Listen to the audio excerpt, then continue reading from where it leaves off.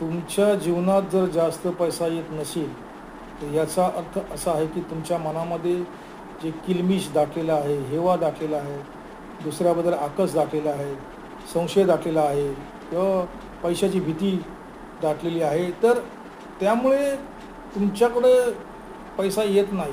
आता तुम्ही सध्या काय करा, तुमच्याकडे जेवढा पैसा आहे त्याच्याबद्दल कृतज्ञता व्यक्त करा. पैशाबद्दल सारख्या तक्रारी करायच्या, वादविवाद करायचा, किमतीबद्दल चिकित्सक नसायचा, कसाही पैसा खर्च करायचा. त्यामुळे तुमच्याकडे पैसा येत नाही. आणि कसं आहे, अशा गोष्टीमुळे तुमच्याकडे पैसा येण्याच्या गोष्टीमध्ये किंवा परिस्थितीमध्ये सुधारणा होणार नाही आहे.